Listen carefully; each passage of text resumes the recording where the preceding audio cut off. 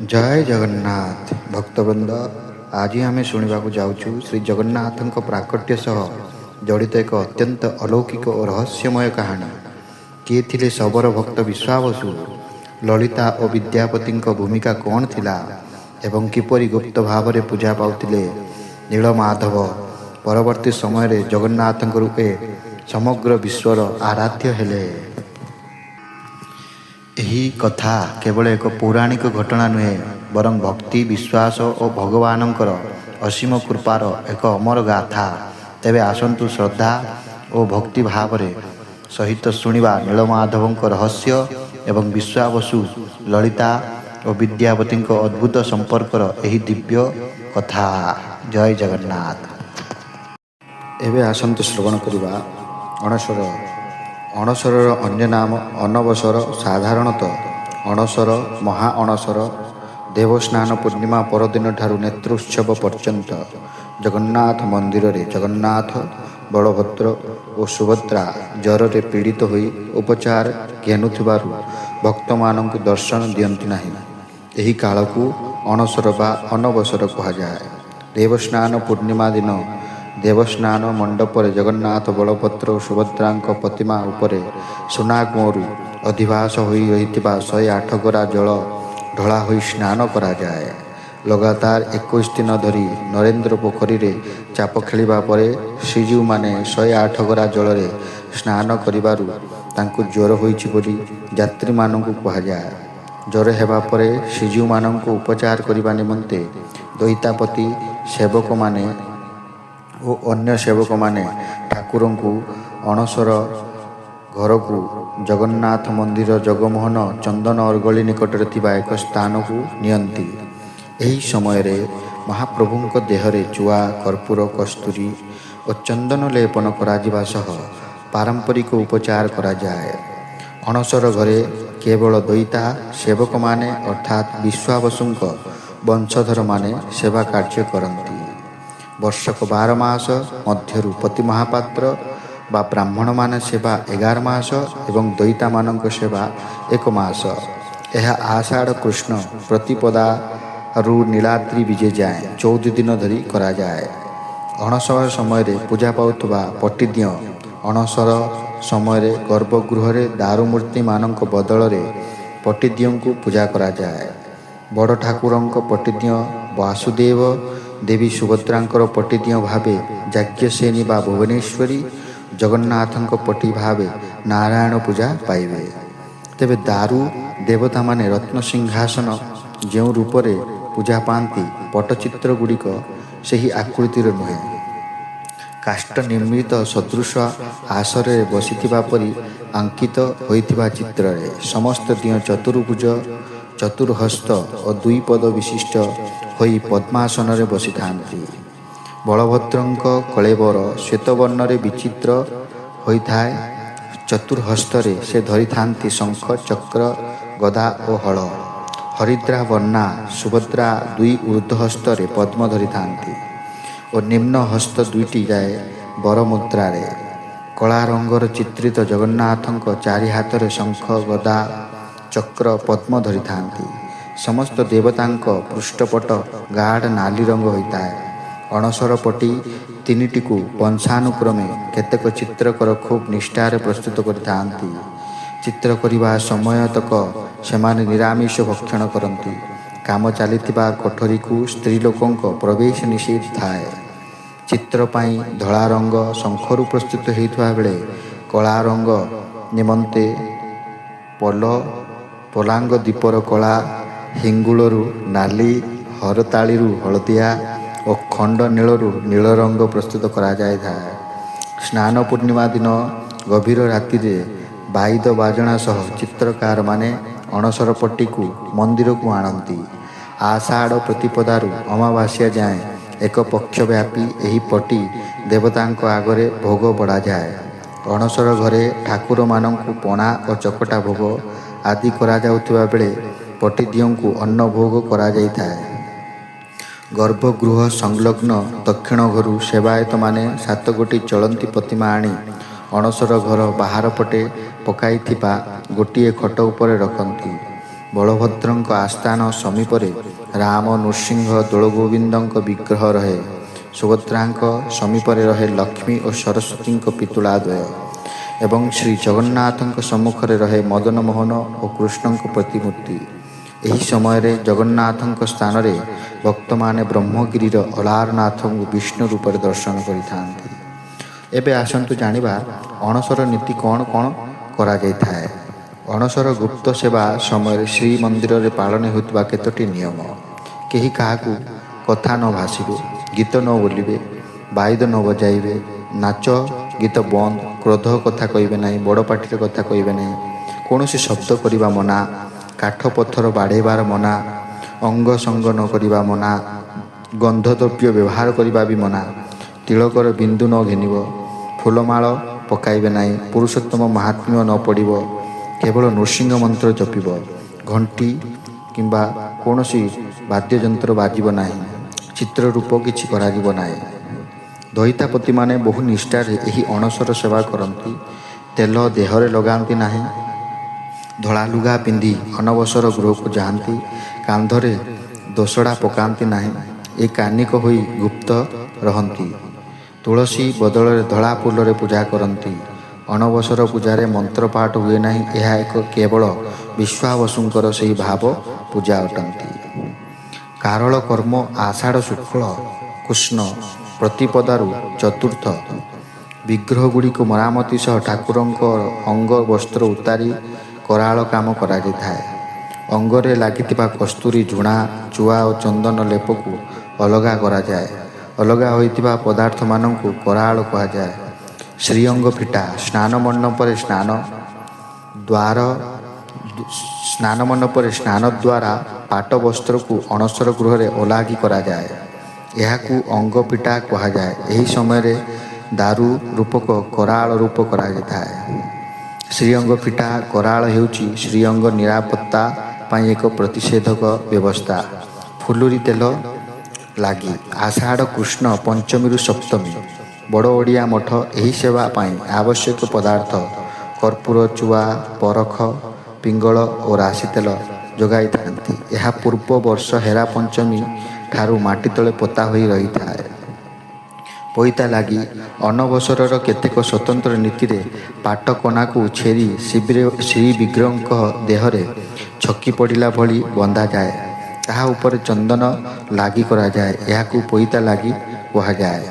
ବିଗ୍ରହରେ ଯେଉଁ ଲେପ ଦିଆଯାଏ ତାହା ଏହି ପଇତା ଲାଗି ପରେ ଦୃଢ଼ ହୋଇଥାଏ। ଫୁଲୁରି ଲାଗି ପଇତା ଲାଗି ପରେ ଫୁଲୁରି ତେଲ ଲାଗି ହୁଏ। ଏହାକୁ ମଧ୍ୟ ଶ୍ରୀତୈଳ କୁହାଯାଏ। ଓଡ଼ିଆ ମଠ ପକ୍ଷରୁ ବିଧି ଅନୁସାରେ ପ୍ରସ୍ତୁତ ଏହି ତେଲ ଅଣସରର ସମସ୍ତ ସପ୍ତମ ଦିନରେ ଲାଗି କରାଯାଏ। ବିଗ୍ରହରେ ଏହି ତେଲ ଘଷାଯାଏ। ଶ୍ରୀକପଡ଼ା ଉତ୍ସବ ବା ପଟ୍ଟା ବନ୍ଧନ ଆଷାଢ଼ କୃଷ୍ଣ ଅଷ୍ଟମୀ। ଏହି ଦିନ ଶ୍ରୀଜୀଉମାନଙ୍କୁ କପଡ଼ା ବନ୍ଧନ କରାଯାଏ। ଶ୍ରୀତୈଳ ଘଷାଯିବା ପରେ କ୍ଷୀର, ଅରୁଆ ଚାଉଳ ରନ୍ଧାଯାଇଥିବା ପଟ୍ଟସୂତ୍ରରେ ମର୍ଦ୍ଦନ କରାଯାଇ ବନ୍ଧାଯାଏ। ଏହି ପଟ୍ଟସୂତ୍ର ଶ୍ରୀଅଙ୍ଗ ଲାଗି ହେଉଥିବାରୁ ଏହାକୁ ଶ୍ରୀକପଡ଼ା କୁହାଯାଏ। ମସୃଣ ଲେପନ ଆଷାଢ଼ କୃଷ୍ଣ ନବମୀ ଶ୍ରୀକପଡ଼ା ବନ୍ଧାଯିବା ପରେ ସର୍ବାଙ୍ଗରେ ଏକ ଲେପ ଦିଆଯାଏ। ଶ୍ରୀଜୀଉଙ୍କ ଚନ୍ଦନ, କର୍ପୂର, ରାଶି ତେଲ ଏବଂ ଝୁଣା ଇତ୍ୟାଦି ଲେପନ କରାଯାଇଥାଏ। ଚକା ବିଜେ ଆଷାଢ଼ କୃଷ୍ଣ ଦଶମୀ ତିନୋଟି ମୁଗୁନି ପଥରର ଚକା ଅଣସର ପିଣ୍ଡିରେ ରଖାଯାଇ ବିଗ୍ରହଙ୍କୁ ଏକ ଚକାରେ ଉପରେ ବିଜେ କରାଯାଇଥାଏ। ପାରମ୍ପରିକ ନୀତିମତୀ ଦଶମୀ ତିଥିରେ ସେ ବିଗ୍ରହଙ୍କୁ ଆରୋଗ୍ୟ ହେବା ନିମନ୍ତେ ରାଜବୈଦ୍ୟଙ୍କୁ ପ୍ରସ୍ତୁତ ଦଶମୂଳ ମୋଦକ ସେବନ କରିବାକୁ ଦିଆଯାଇଥାଏ। ଦଶମୂଳ ମୋଦକ ବେଲଛେଲି, ଗମ୍ଭୀରି, ପଣା, ଅଗବଥୁ, କୃଷ୍ଣପୂର୍ଣ୍ଣି, ଶାଳପର୍ଣ୍ଣି, ଅକ୍ରାନ୍ତି, ପାଟେଳି ଓ ଲମ୍ବି କୋଳି ଆଦି ଚେରମୂଳିରୁ ପ୍ରସ୍ତୁତ କରାଯାଇଥାଏ। ରାଜବୈଦ୍ୟମାନେ ପ୍ରସ୍ତୁତ କରିଥିବା ଦଶମୂଳ ମୋଦକ ପତି ମହାପାତ୍ର ସେବକ ଠାକୁରମାନଙ୍କୁ ଭୋଗ କରିବା ପରେ ଅଣସର ଘରେ ଶୋଇ ରହିଥିବା ଶ୍ରୀଜୀଉମାନେ ଉଠି ଚକା ଉପରକୁ ବିଜେ କରନ୍ତି। ତିନୋଟି ପଥର ଚକିର ଉପରେ ଶ୍ରୀଜୀଉମାନଙ୍କୁ ଅବସ୍ଥାପିତ କରି କସ୍ତୁରୀ, କୁଙ୍କୁମ ଇତ୍ୟାଦି ଲେପନ କରାଯାଇଥାଏ। ଏହି ଚକତିମାନଙ୍କ ମଧ୍ୟରୁ ଗୋଟିକ ଶ୍ରୀଜଗନ୍ନାଥ, ସୁଦର୍ଶନ, ଅନ୍ୟ ଗୋଟିକ ଲେଖାଏଁ ଶ୍ରୀ ବଳଭଦ୍ର, ସୁଭଦ୍ରା ଅବସ୍ଥାପିତ ହୁଅନ୍ତି। ଚନ୍ଦନ ଲାଗି ଆଷାଢ଼ କୃଷ୍ଣ ଏକାଦଶୀ ଶ୍ରୀଜୀଉମାନଙ୍କୁ ଚନ୍ଦନ କର୍ପୂର ଚୁଆ କସ୍ତୁରୀ ଓ କୁଙ୍କୁମ ଇତ୍ୟାଦି ମିଶ୍ରିତ କରି ଲେପନ କରାଯାଏ। ଠାକୁରମାନେ ସୁସ୍ଥ ହୋଇଥିବାରୁ ଏକାଦଶୀ ଠାରୁ ଅଣସର ଘରେ ଠାକୁରମାନଙ୍କୁ ପୂଜା ସମୟରେ ଘଣ୍ଟ ବାଜିବା ସହ ଭୋଗରେ ତୁଳସୀ ପଡ଼ିଥାଏ। ଖଡ଼ି ଲାଗି ସେହିଦିନ ରାତିରେ ବିଗ୍ରହମାନଙ୍କୁ ଖଡ଼ି ଲେପ ଦିଆଯାଏ। ଅଶୁଅ ଲାଗି ଓ ରାଜ ପ୍ରସାଦ ବିଜେ। ଆଷାଢ଼ କୃଷ୍ଣ ଦ୍ୱାଦଶୀ ମହାପ୍ରଭୁଙ୍କ ଦେହରେ ଯେଉଁ ଔଷଧ ଲାଗି ହୁଏ ତାହା ଏକ ସ୍ୱତନ୍ତ୍ର ପଦ୍ଧତିରେ ପ୍ରସ୍ତୁତ ହୁଏ। ରାଶି ତେଲରେ ଝୁଣା କର୍ପୂର କସ୍ତୁରୀ ଓ କେତେକ ସୁଗନ୍ଧିତ ଦ୍ରବ୍ୟ ମିଶାଯାଏ। ଏହା ରନ୍ଧାଯାଏ। ଶ୍ରୀଅଙ୍ଗରୁ ଯେଉଁ ଔଷଧ କରାଳ ଚନ୍ଦନ ପାଟ ଡୋରି ଝରି ପଡ଼େ ତାହା ରୂପା ଥାଳିରେ ସଂଗ୍ରହ ହୁଏ। ଏହାକୁ ନିର୍ମାଲ୍ୟ କୁହାଯାଏ। ଏହାକୁ ନେଇ ଦଇତାପତି ଓ ପତିମାତ୍ର ସେବକମାନେ ଶ୍ରୀନହରକୁ ଯାଇ ଶ୍ରୀ ଜଗନ୍ନାଥଙ୍କ ସୁସ୍ଥ ହେବା ଖବର ଦିଅନ୍ତି। ଅଣସରର ତ୍ରୟୋଦଶୀ ଆଷାଢ଼ କୃଷ୍ଣ ତ୍ରୟୋଦଶୀ ଶ୍ରୀଜୀଉମାନଙ୍କ ଘଣା ଲାଗି ଓ ପାଟ ଡୋରି ଖଡ଼ି ପ୍ରସାଦ ଓ ଖଳି ପ୍ରସାଦ ଲାଗି ହୁଏ। ଗହମ ଗୁଣ୍ଡ କନାରେ ଛଣା ହୋଇ ଖଳି ପ୍ରସ୍ତୁତ କରାଯାଏ ଏବଂ ଶଙ୍ଖକୁ ପୋଡ଼ି ଯେଉଁ ଭସ୍ମ ବାହାରେ ତାହାକୁ ଖଡ଼ି ପ୍ରସାଦ ଭାବେ ବିଦିତ। ଏବେ ଆସନ୍ତୁ ଶୁଣିବା ବନକ ଲାଗି। ଆଷାଢ଼ କୃଷ୍ଣ ଚତୁର୍ଦ୍ଦଶୀ ଦତ୍ତ ମହାପାତ୍ର ସେବକମାନେ ଗାଡ଼ ହେଙ୍ଗୁଳ ଶୁଦ୍ଧ ଶଙ୍ଖ ଅଁଳା ତମ୍ବା କଜ୍ଜଳ କୁମକୁମ ହରିତାଳ ଫୁଲ ଗଳି ଗୁଣ୍ଡ କରି ରାଶି ତେଲରେ ମିଶାଇ ଏକ ରଙ୍ଗ ପ୍ରସ୍ତୁତ କରନ୍ତି। ବନକ ଲାଗିରେ ଶ୍ରୀଜୀଉମାନଙ୍କର ରୂପ କାମ କରାଯାଇଥାଏ।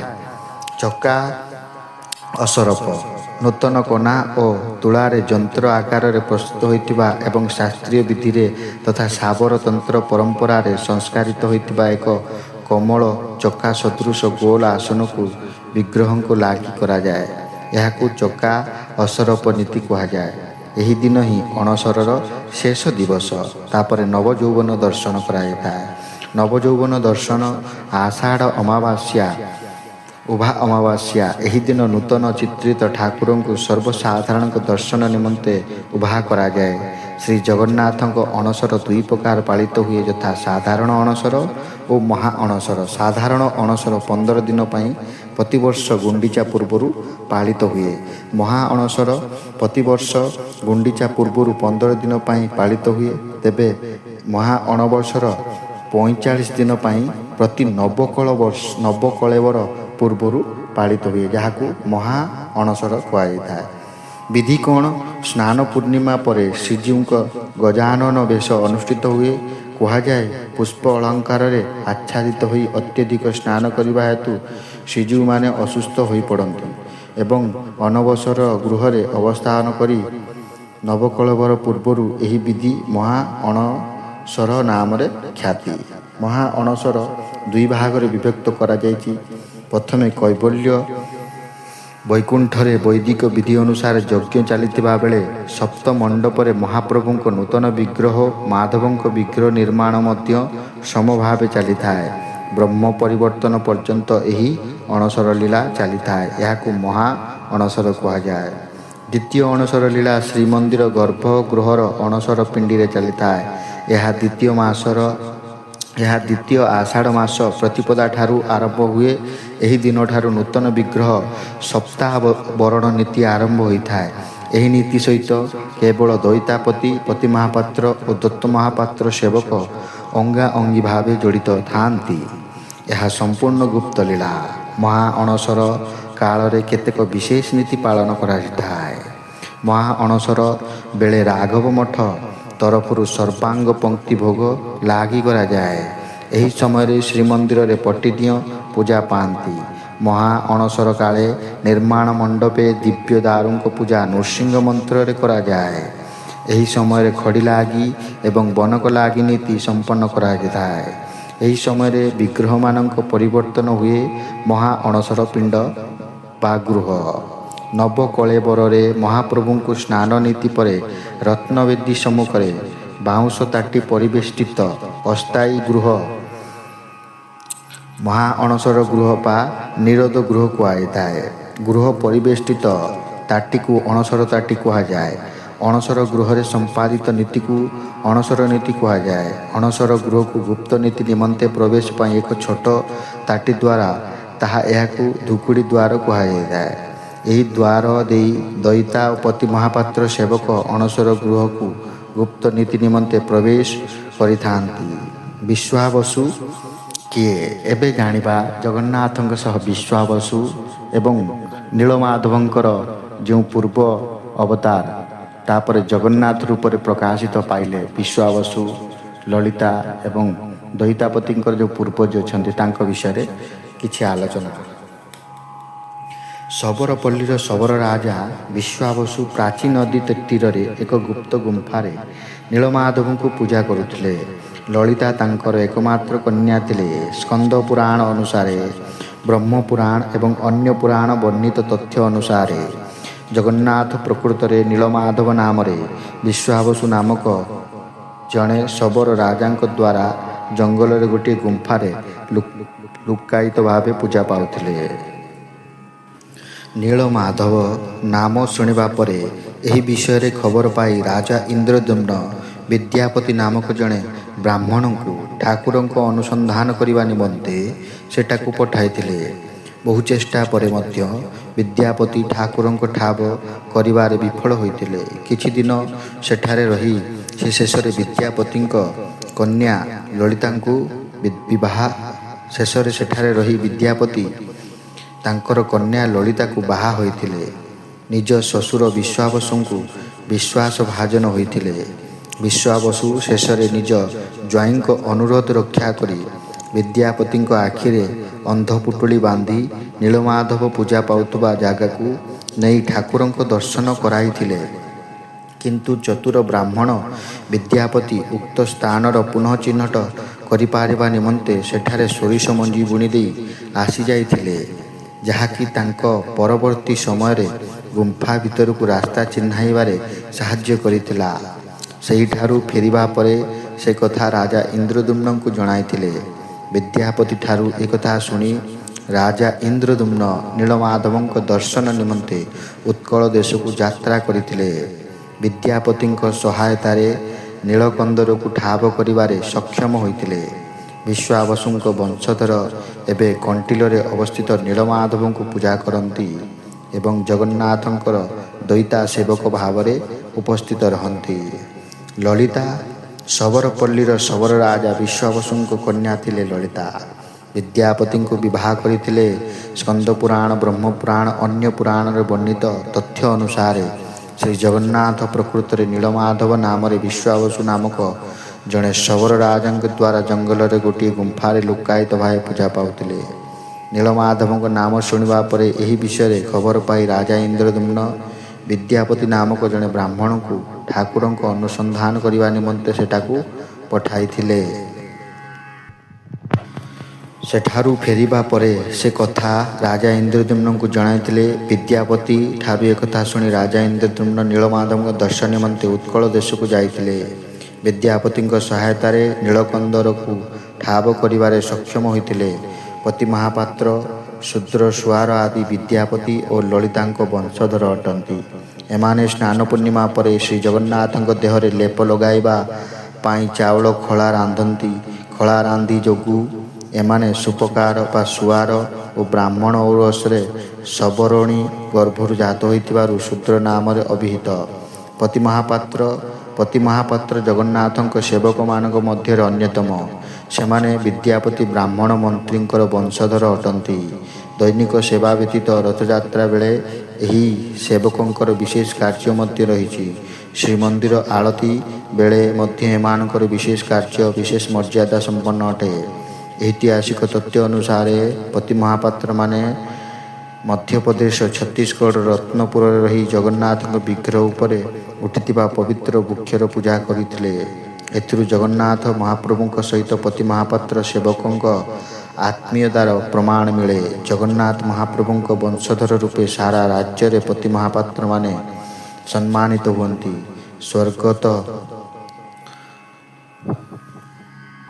ସ୍ୱତଃପ୍ରବୃତ୍ତ ଭାବେ ଏବେ ଆସନ୍ତୁ ଶ୍ରବଣ କରିବା ପତି ମହାପାତ୍ରଙ୍କ ସେବାର ବିବରଣୀ। ଦୈନିକ ନୃସିଂହଙ୍କର ସେବା କରନ୍ତି। ବଡ଼ ସିଂହାର ପଡ଼ୁଆ ଆଳତୀ କରନ୍ତି।